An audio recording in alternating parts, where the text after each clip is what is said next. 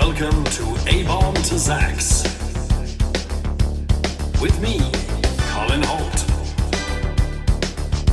And my friends, Dan Snellgrove and Jamie Firth. Here they come!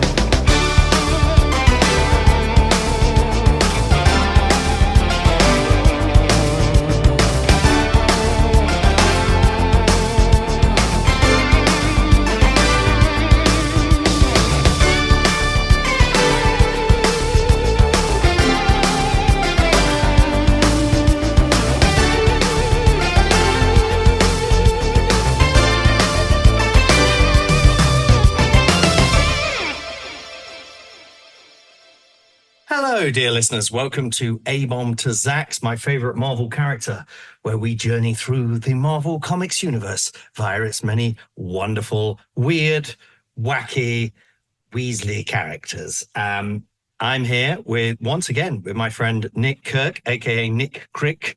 No one calls him that except a very small amount of people. I did consider whether you should change your stage name to Nick Crick, Nick. But then I was like, that's just something I gave you that a small amount of people know. It's catchy. It's more satisfying to say that way, isn't it, to be honest? Nick Crick. It's more satisfying. It's hard. Do you think more satisfying, easier? Yeah. Here comes Nick Crick. I mean, Crick a bit like crook, as in crooked. I don't know, maybe. I'm a bit cricked. I mean, I am getting older. Things are starting to fall apart. You are cricking. Yeah. You've been cricking for a while. You crick onto stage. Anyway, Nick has kindly agreed to step in. I wasn't sure whether to just halt the podcast for a while, but I believe in keeping it going weekly, if only for my own mental health. I have stopped therapy. I can't be bothered, and this is mine. God, I can't have just a basic conversation about bringing up mental health, Nick. It's cricking me. I feel cricked.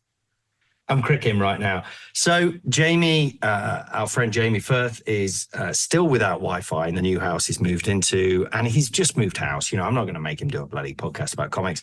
And equally, Dan is traveling the netherworld on Minecraft. No, he's not.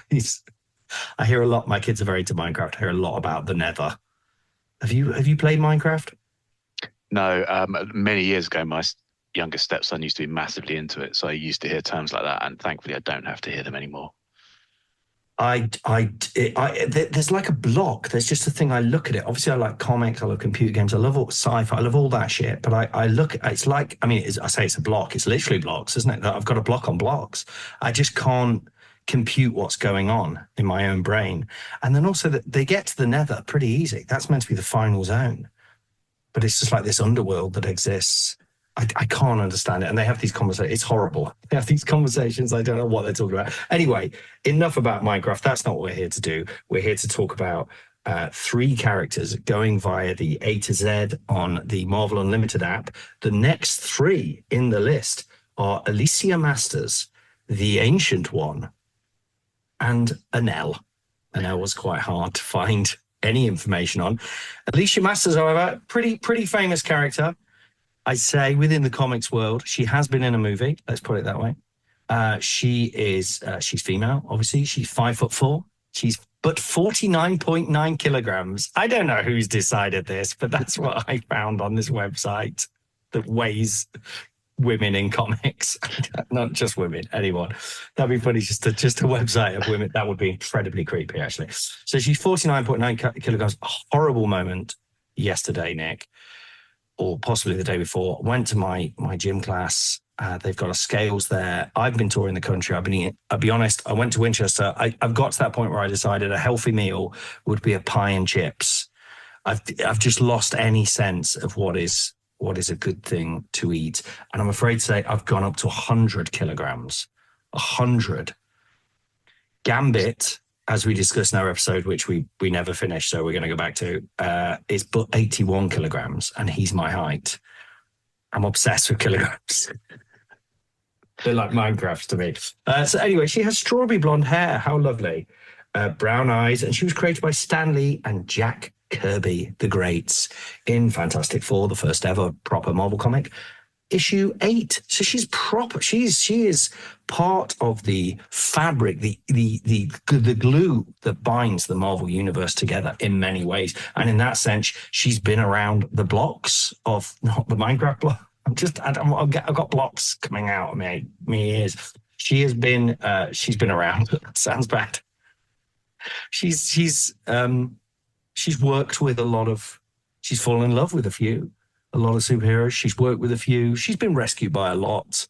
She's sort of stood in the background while events are going on a lot. There we go. The ones we read were Fantastic Four number 8, as I say, her first appearance, her debut. And then we also snuck in from the Silver Surfer, from 1998. I think it's the 3rd volume, issues 1, 2, 3, and 144. And finally, Fantastic Four 2018, number 5, which is an amalgam of loads of little stories. And I put to read the ones, change partners and 4-minute warning. Right, that's all the information out the bloody way.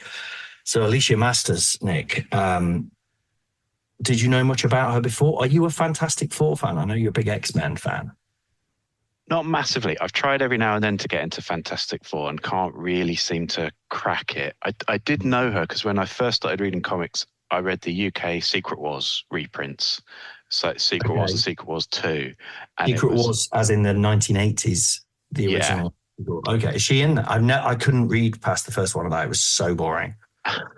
See, that was the first thing. That was the first thing I got into. So I didn't really have any other frame of reference. That was the first kind of Marvel comics I read.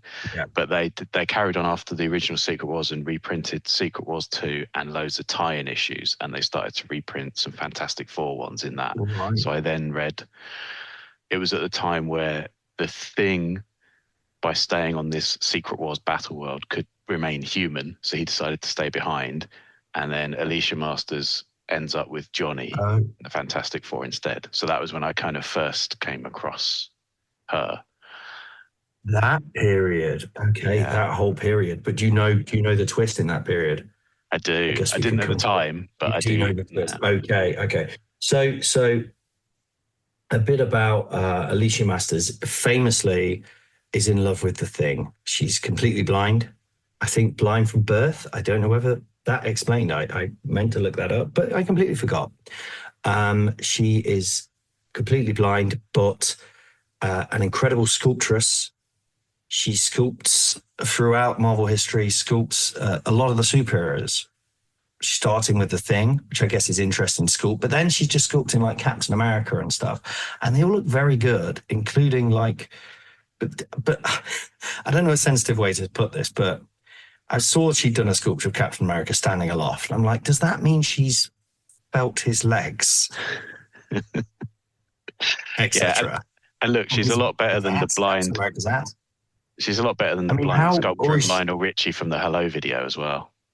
Yeah, but that is just the head, isn't it? That's the bust. But when she's doing full body statues, is she using a different model? Are they accurate? I'm making it a bit, wrong, but I just don't know. I don't understand. Or does she have the power she doesn't have powers. So let's go to Fantastic Four. I was going to say she doesn't have powers, but she's of that time where blind people were essentially magic. Yes, I was going to say that. Do we still kind of believe that as a society? I mean, we still kind of believe twins are probably psychic, don't we? And stuff like that. Yeah, we do. But I don't think we think that blind people can hear your heartbeats, which is what seems to happen in this issue. Which is what she does. But yeah, so Fantastic Four, number 8. Do you mind if I talk us briefly through what happens here? Because to be honest, I did read, but didn't reread the last one. So you could talk a bit about that. Fantastic Four number 8, where we first meet her, it's where the Fantastic Four battle the Puppet Master, who's a weird, creepy little Peter Lorre bald man, isn't he? Again, a baddie baldy. And they do a lot of ugly bald men. Jack Kirby likes drawing an ugly bald man. He looked great. He looks fantastic. He looked quite a lot like the Toy Man from DC, I thought. Got a bit of that vibe, But so we start off and, some shenanigans with the Fantastic Four. Mr. Fantastic is trying to make a gun to, he's trying to actually depower the thing, but the thing doesn't realize this. And obviously he comes in the room and Mr. Fantastic is like, don't come in. And Ben, being Ben, immediately goes, right, I'll just smash everything then if you don't let me in. Why do you all hate me? Why do you hate me? He says at one point, why do you only call me Ben when you want something? Normally you call me the Thing. And I don't think they ever call him the Thing. He's got issues, hasn't he, Ben? He's understandable. He's a big rocky orange poor bastard. Swear word. Sorry, children. Anyway, my children who listen to this, which is the main reason we're carrying on doing this podcast, to cover my long car journeys. They genuinely asked me to play it during our long car journeys. Anyway, then we discover a man jumping off a bridge, compelled to jump off a bridge for no reason. The reason why being a man called the Puppet Master has created a puppet of this man using radioactive clay and is trying to make him jump off a bridge to test his power. Quite a bold way of testing your power, isn't it? You're going to get in trouble doing that. I mean, couldn't you just start by making someone go to the shops or something? I don't know. Or make him jump off a bridge. So he has the power to make clay things, clay people like voodoo dolls and make them do stuff. Johnny Storm, the Human Torch, saves the man, burning the Puppet Master's fingers. I don't know how this works. It's basically magic, isn't it? There's no science involved here. Yeah. Radioactive clay. What the hell? What the hell, Stan and Jack? And anyway, he's got a daughter, Alicia Masters. Do you know that Puppet Master's real name is Philip Masters? Oh, right. How nice. But I read somewhere that a fan apparently came up with the name. It does fit, but, Philip Masters, Puppet Master. Anyway, so she is Alicia Masters. She's actually his stepdaughter. He's really mean to her. I'm not sure why he keeps her around, to be honest, because he's a out-and-out villain. I mean, he must have some heart and love for her, I guess. I don't know. He makes a big point of saying, though, I'm not your father, I'm your stepfather. Get it right. Yeah. He's really mean to her, but she's blind. And there is a point where, basically the Thing is to, Puppet Master controls the Thing and makes him come to his house. Sue Storm follows him invisibly. But Alicia, being blind, of course, has the power to hear heartbeats. So she knows there's two people in the room. So he then presses a button and there's a box on the wall that just says ether, and it releases ether into the room, but immediately puts a mask on himself, Alicia, and the Thing, so they don't fall asleep. It's all great and mad. Yeah. I love it. I mean, everyone had an ether button in their house in those days. That was just standard. But it's not like a lair or anything, is it? It's like an apartment. It's just an apartment in New York somewhere. It's not. He's just had that fitted. He's had an ether box that shoots. But did he build or did he get someone in? Maybe it's just part of the apartment. It just came with the apartment.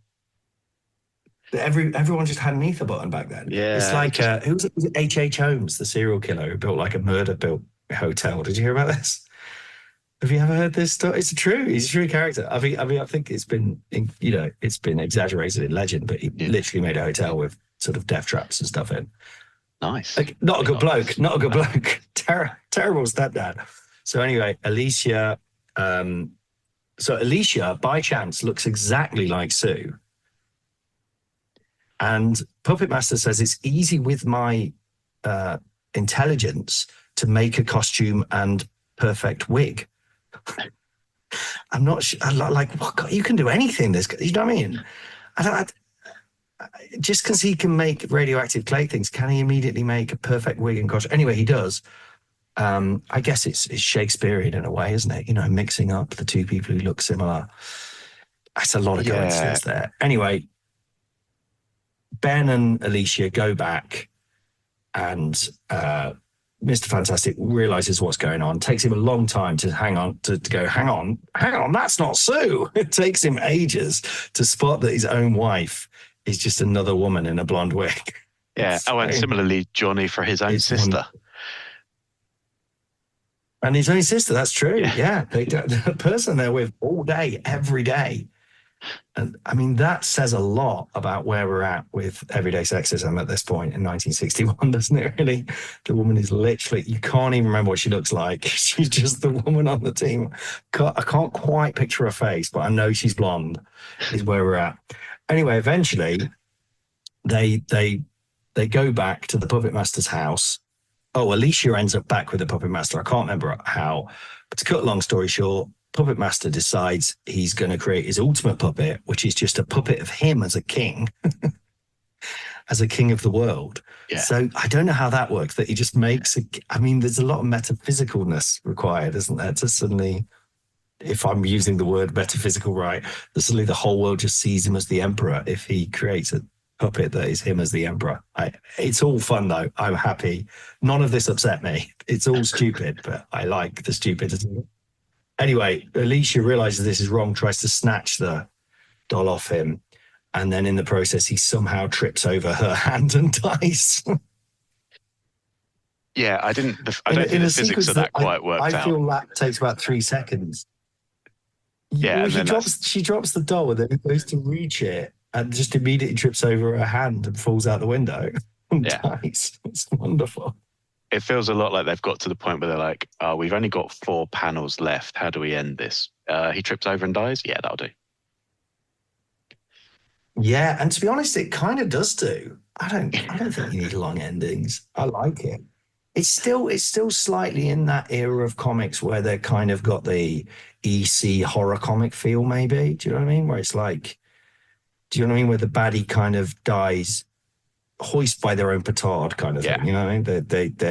Their crimes find them out, and it's the kind of innocent blind girl who ends up unwittingly being the cause of their demise. You know, it has that kind of feel to it. Yeah. Anyway, a lot of fun. Then jump to 1998, and she's in Silver Surfer now. She's become a regular Silver Surfer character because all the Fantastic Four are dead. They're gone in a series called Onslaught, which is where everyone who wasn't the X-Men got killed. Did you enjoy these comics, Nick?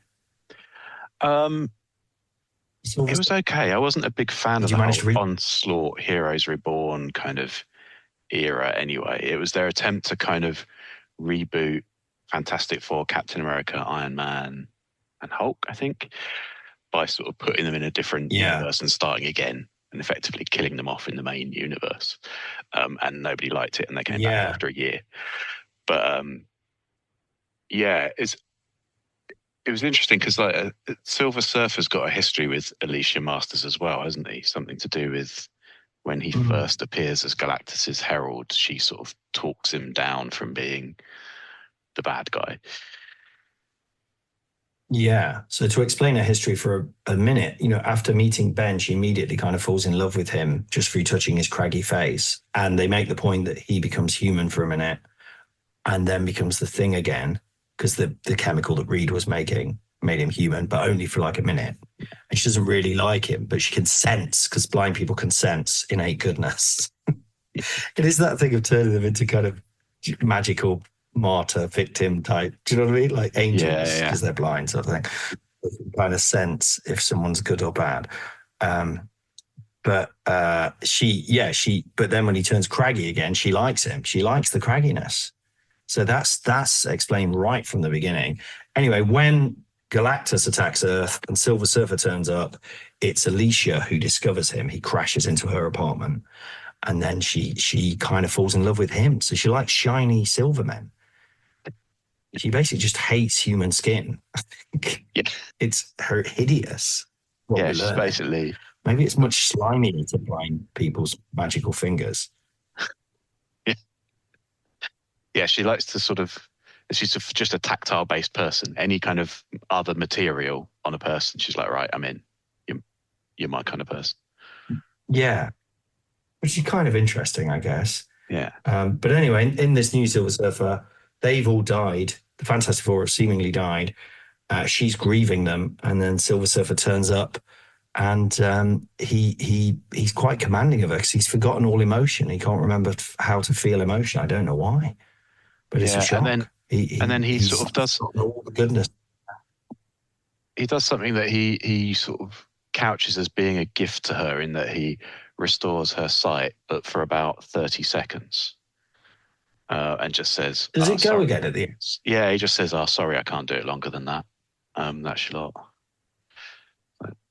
Oh, I missed that bit. I thought he just left her being able to see. No, he just says, "Here's a gift." I regret I do not have the power to permanently repair your eyes, but I hope you'll accept this moment, however brief. And it literally is about 30 seconds, and then her sort of eyes dim again as soon as she says goodbye. It's written by J.M. DeMatteis, who I'm a big fan of, but he's never really written anything. He's written a few. I think he did Craven's Last Hunt, which I've never read, and he did the JLI and stuff. So he's a good writer, but he tends to go for these more like, what do you call them, sort of moments of like, what does that mean for someone to suddenly see and all that? But then he doesn't really explore it. Does she freak out? She kind of freaks out. It's not good.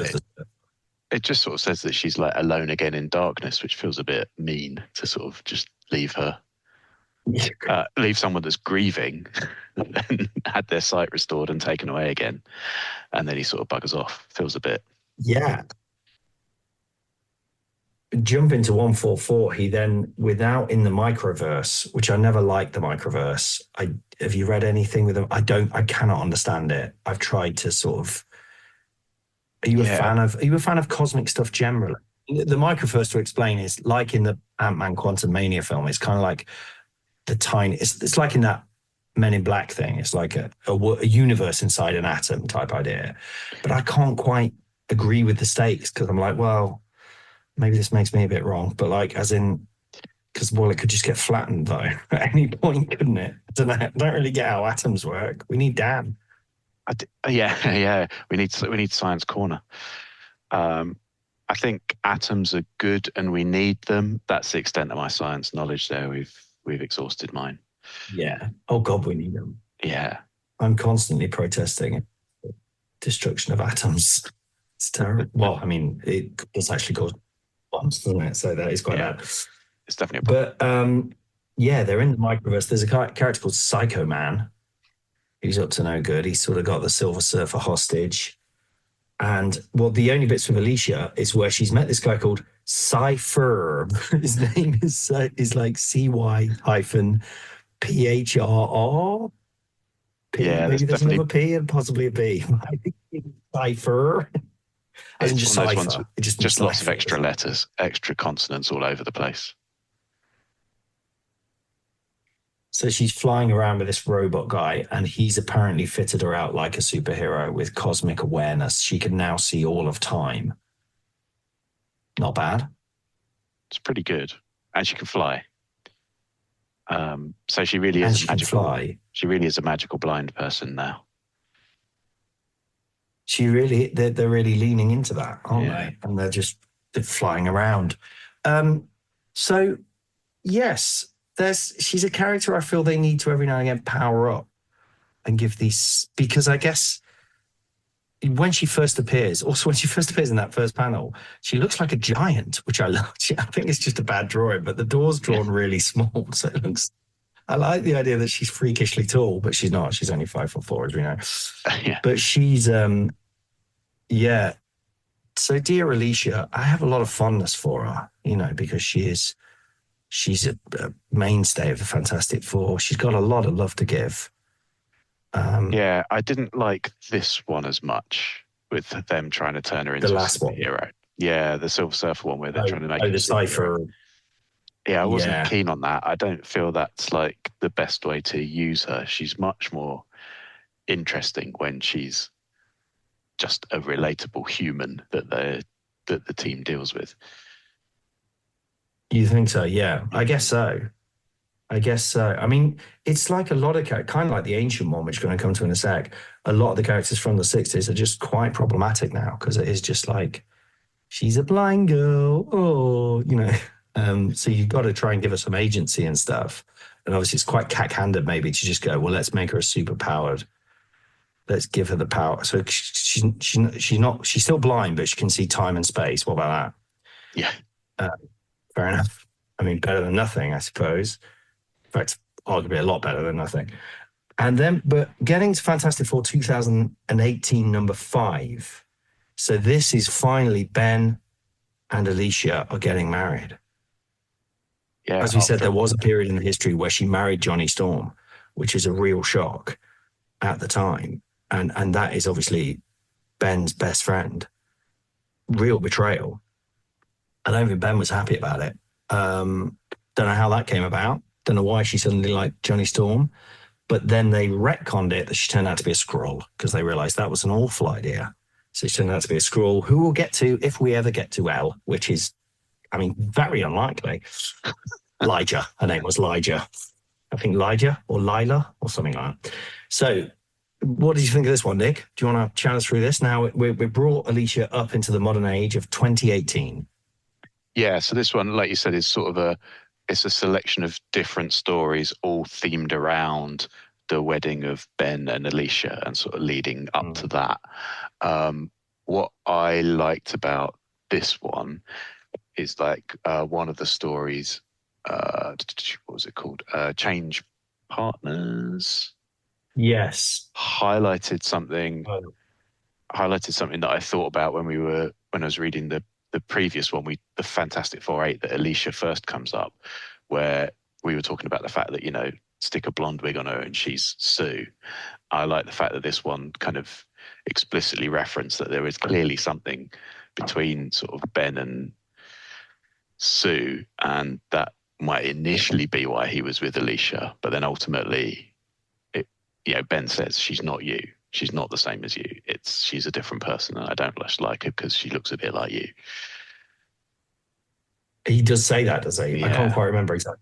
The idea of change partners is he's I do like the bit he's basically doing his wedding dance. He's practicing his wedding dance, and he's had a series of partners trying to help him learn the wedding dance. They're all in agony because he stepped on all their feet. And he obviously is a big rock man, so they're all holding their feet and weeping.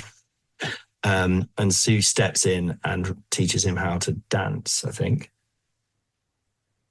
Yeah, because she can use force fields on her feet to stop him stomping on them. Oh yes, that's why. That's nice. That's a nice use of powers. Yeah. What I do love. I was never that big a Fantastic Four fan until like the Hickman era really got me into it, and then that made me go back and read the old ones. And the old ones are just adorable, I think, because and I think it's the application of powers in normal life is what you like, because they are like a family, and they are like, you know, I'll make some toast with my fire powers, you know. I did see a few of these ones, like the fire powers, it really wouldn't be great having fire powers, would it? Because the way they get around that, he's just burning shit. It's like, you can't do that. That's like having a flamethrower. That's horrible. Yeah. That's not a nice way to fight people, even baddies. Also, anyway. in that last issue, the Fantastic Four 8, when they have a fight at the start with Ben because Reed wants to chuck him out of the lab, Johnny uses what he calls his Roman candle punch, which is the least impressive of fireworks to use, I would say. Here's my punch that's like a thing that just lights up a little bit and then goes out. Yeah. What was a Roman candle before? Was a Roman candle... Why is it called a Roman candle? Do you know? It is just literally, it looks like a candle and the top of it lights and then it goes out after a while, and that's it. It is the least impressive firework of all. I always enjoyed the Catherine wheel, but there was something feminine, I guess, because it was called the Catherine wheel. But it was the you know, it was if men are from Mars, women are from Venus, you know, it's more the sort of like rocket to Catherine wheel. I feel like I'm just saying endlessly offensive stuff in this show this week. But the Catherine wheel, I enjoyed to watch that spin. But did you ever get those indoor fireworks? My mum every year would buy them because she was tight as fuck and wouldn't buy proper fireworks. And my dad would always want to go out and get a proper box, and she'd be like, "Oh, we don't need them. We got these," and it'd be like a little pack for £2. Did you ever try the indoor fireworks? Yeah, we tried them a couple of times, and there was always that one that you light, and then it just sort of extends to look like a long dog poo. Just like a slowly burning match, basically. Woo! I like that. I quite like to do a thing about things that never work, but we always get them hoping they will one day. Those things like sea monkeys, I guess, were a bit like that. Although, you know, they're just, what are sea monkeys? They're like krill or something, are they?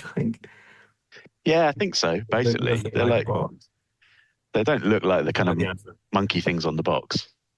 Yeah, the little monkeys with an undersea kingdom. That was the picture you used to get in comics. Oh, wow. So, Alicia, there we go. Anything else you want to say about Alicia before we move on? Well, they do in that issue. Reed does a kind of blood test on them, and he says it's a good thing to do. After all, we don't have a situation like last time when Johnny married a Skrull he thought was Alicia, which he says to sort of Johnny, Ben, and Alicia while they stood there. Yeah. In a sort of very awkward way, which they all just sort of stare at him for. I mean, ultimately, they're still, even though she turned out to be a Skrull, they still all know that Johnny was willing to marry Ben's girlfriend from under him, so to speak.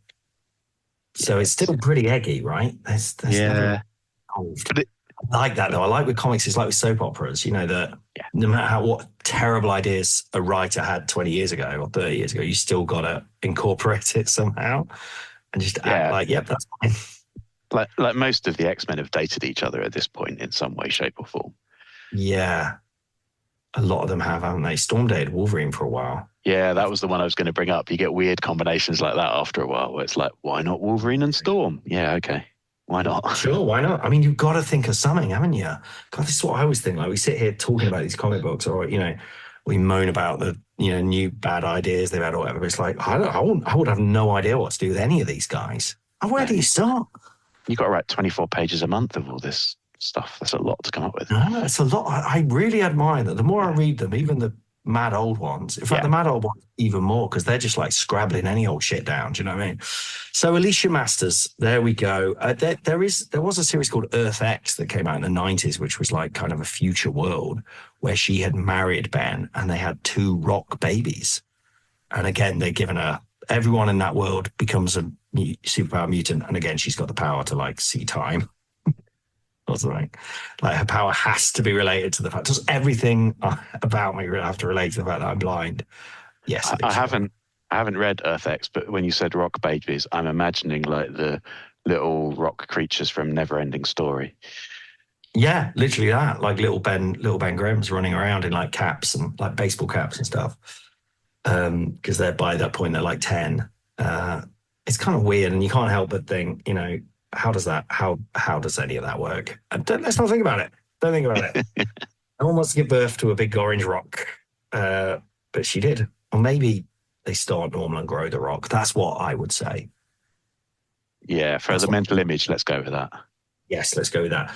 Okay, so that's Dear Alicia. I think a character who started and continued to just really be a plot device in other people's stories, but is a good one. And she does have character. Do you know what I mean? I feel like I know her. Yeah. She's like a sister or something. Do you know what I mean?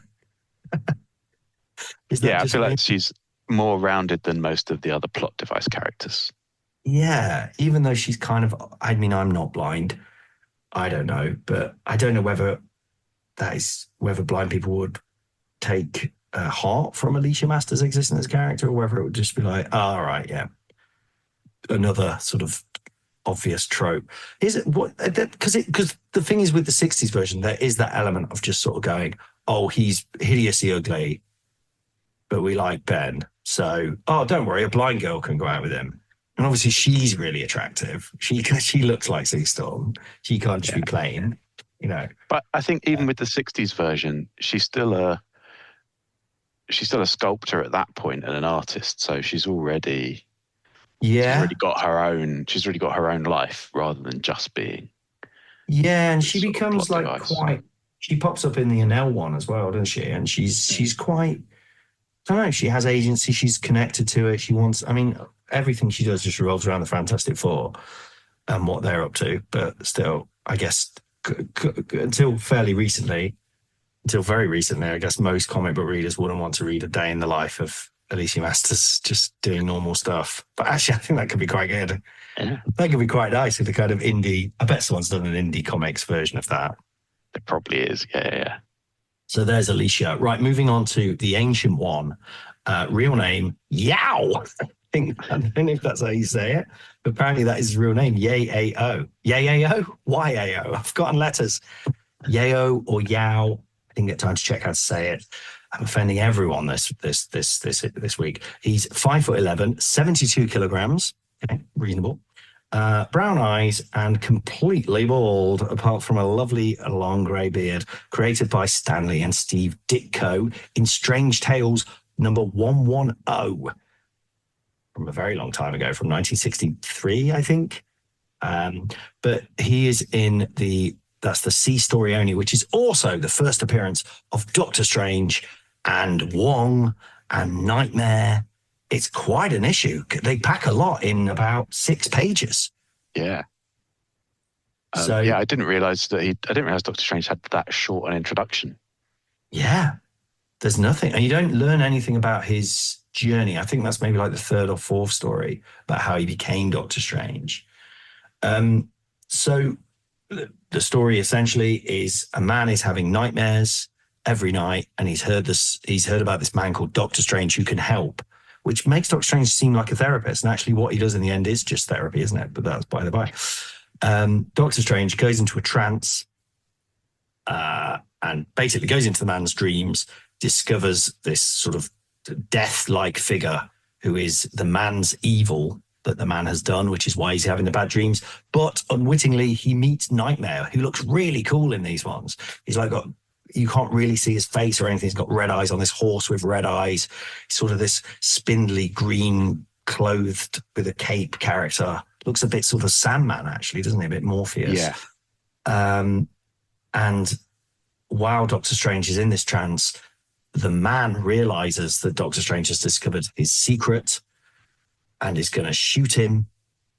But luckily, Doctor Strange contacts the Ancient One, his master, who makes his amulet open, which blinds the man, and he's fine.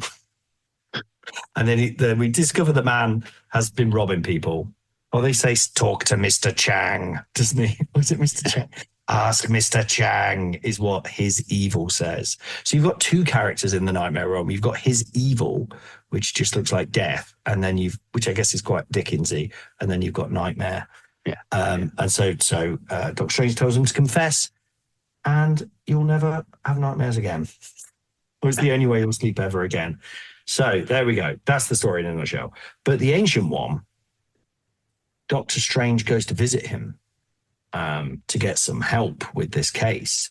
And he doesn't really do anything, I realize, does he? He just says... So the Ancient One is an ancient Tibetan. He's Tibetan, by the way. An ancient Tibetan wise man who basically taught Doctor Strange his powers, we discover, his magic powers. So again, very old tropes. Magic, yeah, definitely. The idea that Chinese people / Tibetan people are all kind of magic. Actually, I know it's Doctor Strange in this. It's the first drawing of Steve Ditko, amazing artist who also drew Spider-Man. Doctor Strange has a sort of Asian look to him as well. I don't mean I think the artwork's really good. It doesn't look kind of, offensively, what's the word, a kind of stereotype drawing of a Chinese character or anything. And they don't do that thing like they normally do where they paint them like bright yellow, which is really weird. But I think it did make me think whether Doctor Strange was originally meant to be Asian, possibly. I feel like there's a hint of like Vincent Price to him as well in these drawings. Definitely. It feels a lot like that kind of, sort of 50s era Vincent Price type look. Oh yeah, he's definitely got that. Or Hammer Horror. Is it before Hammer Horror, isn't it? But it's got that. Yeah, he could definitely be a character in Universal Monsters stories and stuff, couldn't he? Oh, he's very cool in this. Yeah. It's all very eerie. And again, harking back to the horror comics of the 50s. But he doesn't, I don't think... You've got the man who gets his comeuppance and all that, Yeah. The man who you think is the victim is actually the perpetrator and all that stuff. Yeah. But I don't feel like Doctor Strange does a lot in this. It's actually the Ancient One that resolves everything. Yeah. Doctor Strange just goes into the guy's dreams and sort of then gets into trouble, and it's the Ancient One that needs to sort everything out. And the man is just going to shoot him, is all it is. Yeah. So, he's pretty depowered at this point, isn't he? Yeah. So I'm guessing he's not like the Sorcerer Supreme at this point. Yeah, they haven't quite decided that, haven't they? He is almost like just a psychiatrist. He's just a therapist. His power at this point just seems to be, I can go into a trance and go into your dreams, but it can't really do much more than that. And then the second there's danger, I just scream for my master to help. Help me, he's going to shoot me. And then he saves the day. Yeah, you're right. He doesn't even make the amulet open himself. So the Ancient One has some kind of connection to the amulet. Is it called the Amulet of, what is it called? Agamento? I don't think it's called. Yeah, I don't know if they even call it that in this. It just says the amulet, I think. Yeah. So the amulet's already very important to Doctor Strange. Yeah. But the Ancient One, yeah, I mean, he's a good, wise, he's sort of fine. Yeah. Doesn't he? There's a panel of him where he's helping out Doctor Strange, and he's got his hand to his head, and just the expression on his face just seems to say, "Oh, fine, I'll sort it out then." Yeah, almost like it's kind of the boss having to come in and clean up, isn't it? If you want to do it yourself kind of feeling. And also when he first discovers this case, so Doctor Strange is so depowered because he's literally, there's just a man has just told him he's having bad dreams. That's all that's happened. And he goes, "Oh, right, I'll need to speak to my master about this." Like that's like he doesn't start by going, "All right, what are the dreams about? Have you done something like rob loads of people and like Mr. Chang, and that's why if you got a guilty conscience, perhaps that's why you're having these constant nightmares." Instead, he goes, "Oh, don't worry, I will astrally project to my master."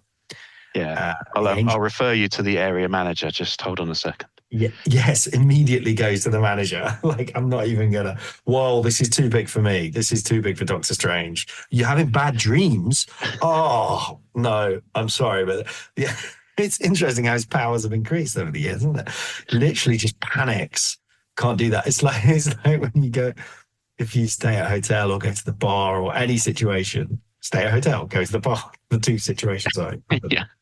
There's something slightly different to what is normal, and someone just immediately can't go with it at all. And just, no, we can't do that. We can't do that. It's kind of, that's what Doctor Strange is. That's what I'm saying. He's quite confused. He says, "No, I'll just speak to my manager." But then the Ancient One just essentially tells him to be careful. Yeah. That's all he says. Which reminded me, you might have heard me do this in my stand-up show in a preview. I did do it in the end.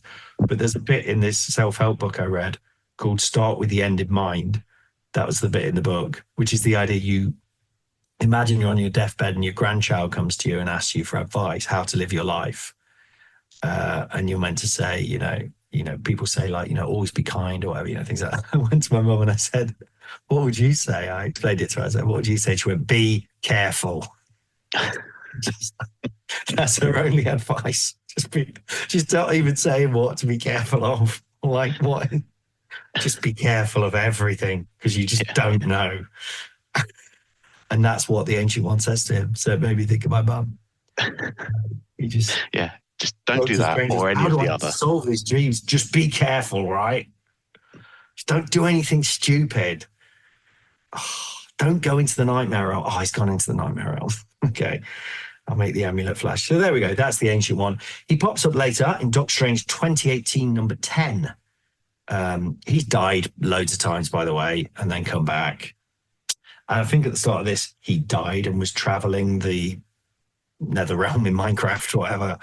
And he gets pulled back, doesn't he, by some awful man with a very good art, but there's a hideous creature. I think it's written by Mark Raycott. Hideous creature looks like, it's quite H.R. Geiger-like, which steals the knowledge of magic from his brain. Freaky stuff. So now the master has become the servant, or at least not the servant, the student. The master has become a student because now Doctor Strange has got to teach him again how to be the Ancient One, I think. Is that what happens? Yeah, effectively. He's like, the Ancient One's magic was keeping him alive, so he needs to teach him how to do magic so he doesn't die. I think he gives him like a little bit, Doctor Strange gives him a bit of his life to keep him going. He's like, "Well, I need to teach you how to extend your life again because I can't keep extending it." Or Doctor Strange gives him some years. Yeah, he gives him he says something like, "I'll give him a week from the end" or something like that. Oh, boy. Oh, would you do that? It's weird, isn't it? A week's a long time. Like the dad coming back, and I guess I would. Just have him hang around for a bit. Yeah. Stick some shelves up. Yeah.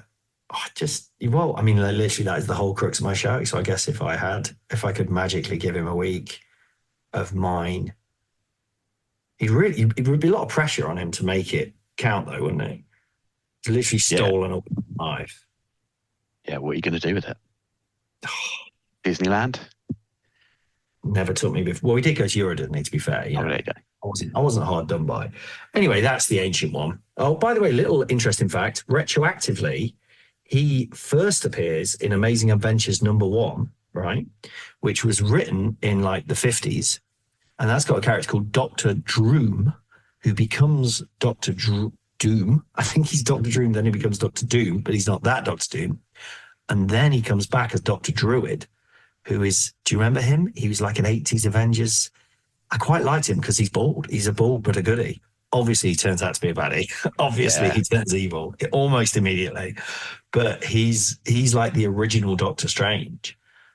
And in that story, he is taught by a similar, very old Tibetan man. And so they've retroactively said that is actually the same character. Because there cannot be two old Tibetan men in the MCU. It's not, or whatever it's called, the Marvel Comics. Just the one. Right. Finally, anything else to say about the Ancient One, Nick? Sorry. I know I'm jumping ahead, but I've got another show to do. Yeah. No, I don't think so. One day I'll do these when I've got actual time and we can just enjoy it. I wish I had Alicia's powers. God, I could do with those. Could see all of time. I mean, I feel like I'm constantly seeing time. I'm constantly going, shit, it's 5 o'clock. Oh, no. I mean, I think we've all got that. Yeah, she would. I don't think it means she can see the time. I mean, that would be really cool. I'm going to take away your blindness and replace it with the ability to just constantly see what time it is. Yeah, take away your blindness, but you've got a watch now, so. You just got like your iPhone screen when it's locked, just stuck in your face. Oh, horrendous. Wouldn't it be good to if we could unhook from time? Nick, wouldn't it be wonderful? Sort of flail around.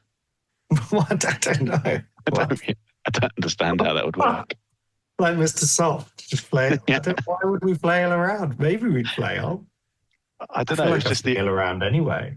I think it was the word unhooking that made me think we'd just be sort of floating about.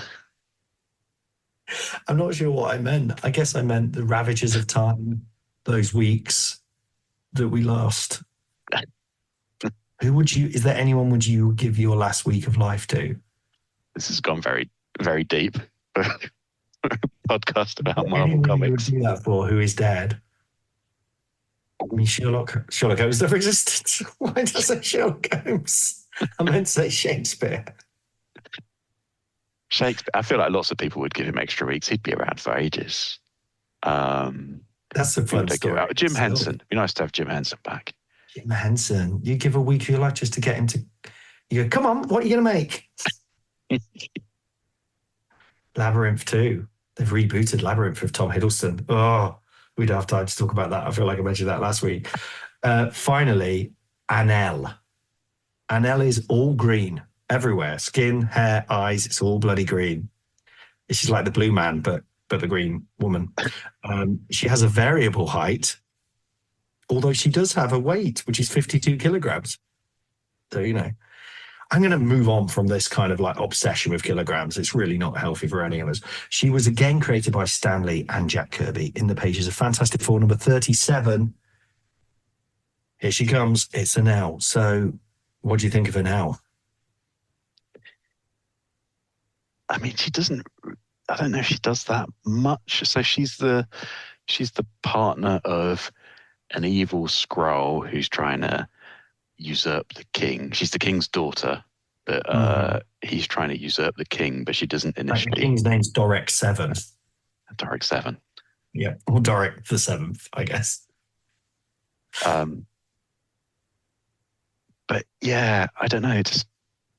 I didn't really get much of a sense of her. To be fair, is she? No. Again, it's not. It's it's kind of everyday sexism thing, isn't it? Yeah. She's just But what I did like, she is, so the Fantastic Four, Sue and Reed are going to get married. They want to do a wedding rehearsal, but Sue can't because her father was murdered in a previous issue.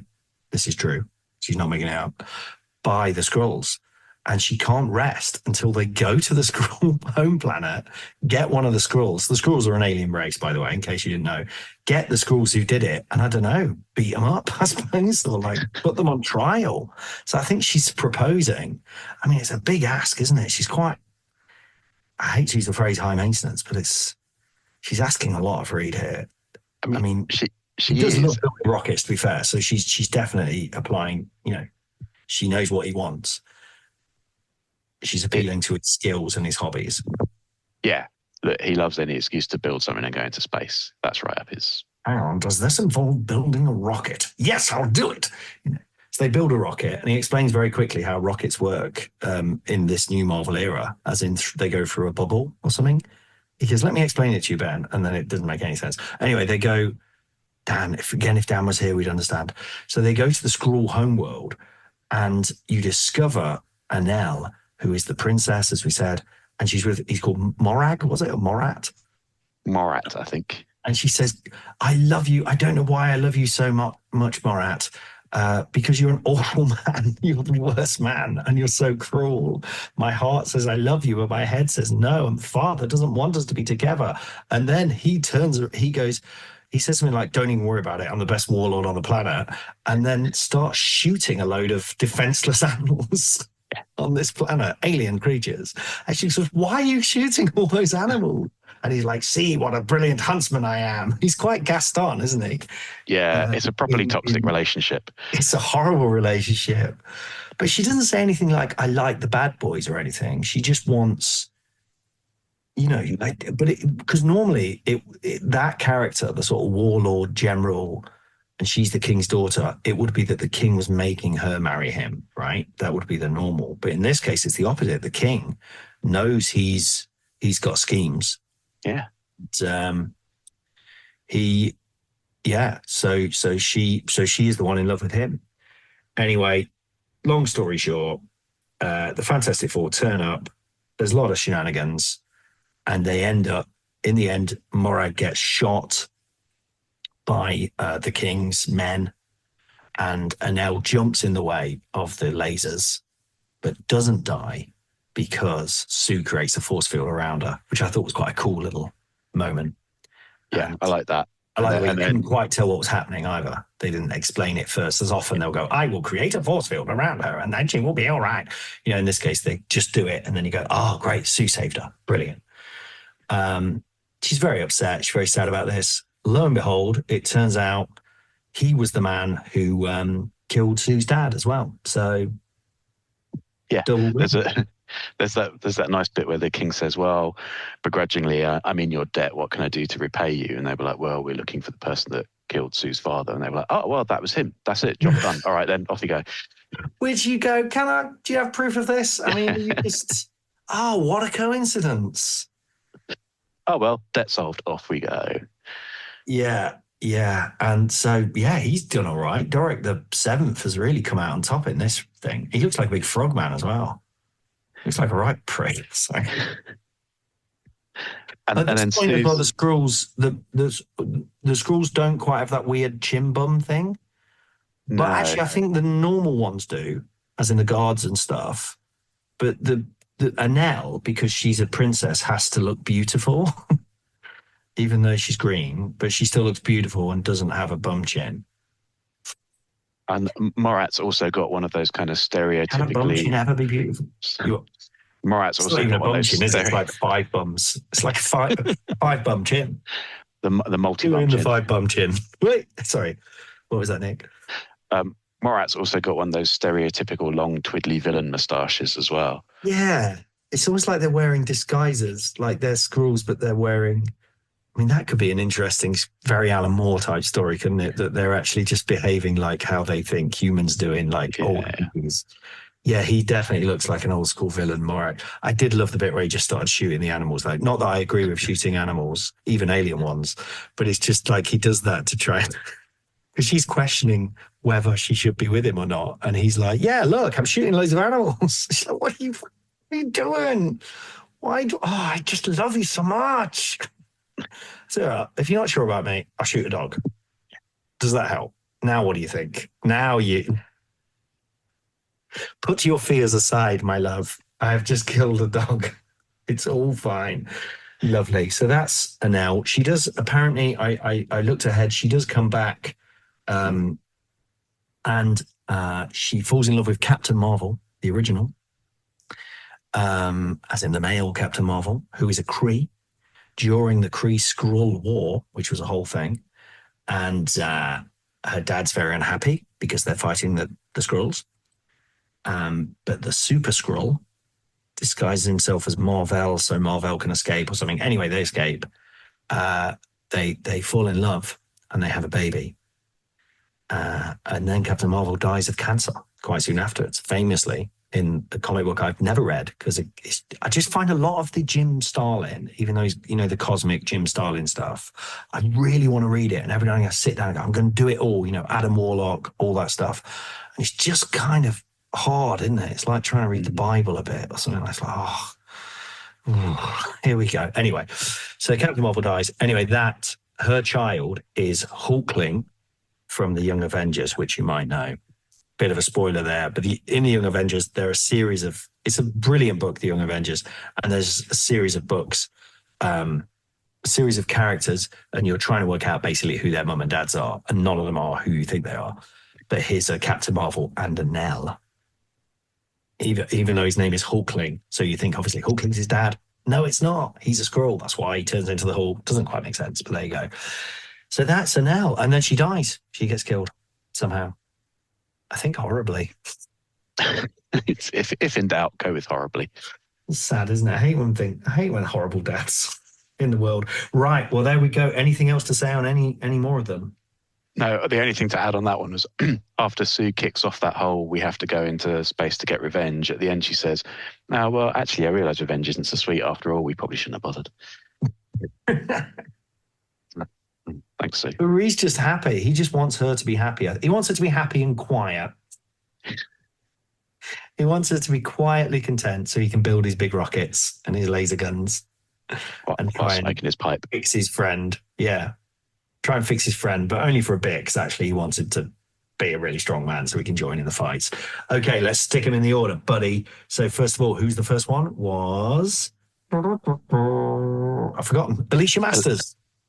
Where do we put her? I think she's quite high. I think she's quite a good character. I think near the top. Yeah. A similar character, or at least similar level, is Agatha Harkness. Would you put her above her? Is this? I'm gonna. Given that he's not here, I'm gonna have to say this. Is this above or below Abyss? This is above Abyss. Oh, I mean, yeah, I know. She's got to go above Abyss. She's got to go. Is she as? Would you put her? Well, it currently says Magneto, Abigail Brand, Adam Warlock, Agatha Harkness, Abyss. So where would you put her in there, Nick? I'm going to let you have. Yeah, I think above Agatha Harkness. Okay, below Adam. Yeah. It's strange how all the top ones are real names. Abigail Brand, Adam Warlock, Alicia Masters, Agatha Harkness. Really strange. What's going on there? Does that suggest that the whole superhero thing's a bit stupid and actually normal characters are better? Okay, so there's a lovely Alicia Masters with her magical gifts. And the other one in the middle, the ancient one. I mean, where do we put him? He's above Absorbing Man. He's not that much of a character, is he, really? He's just wise. But I do like him. I don't know why. He's all right. I love him so. I'd put him below Absorbing Man, I think. Though. Below, okay. Above Amiko, who was Wolverine's little daughter. Yeah, he's got to be. Yeah. He's barely in it at all. Okay. In fact, I've probably gone. The Ancient One. Yow! And then finally, Anelle. Oh, somewhere down the bottom. Somewhere near the bottom. I mean, she's got to be above Agent X. I think he's got to remain the worst of them all. Above Airwalker. Yeah, why Agent not? Zero. Alita. I'd say she's above elite. I don't know. She doesn't do anything in this, does she? She can't be. Maybe above Airwalker. Above Airwalker. Yeah. Yeah, because he was just stupid. And he walks around the whole world really fast. And everyone's like, oh no, a man is walking around the world really. I do find that very funny, the concept that I don't think they employed enough at all. Just a man walking very quickly around the world and everyone just freaking out because he's in the sky and he's just walking really fast. I love that idea so much. Okay, well, thank you for listening, everyone. Thank you, Nick Crick, for your remarkable contribution. I'm sure you'll be back. You're basically you're the floater of the group.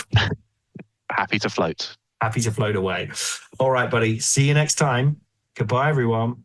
Bye. You have been listening to A-Bomb to Zzzax, my favorite Marvel character, with me, Colin Holt, and my friends Dan Snellgrove and Jamie Firth. There they go! Please remember to support us at patreon.com/A-Bomb to Zzzax.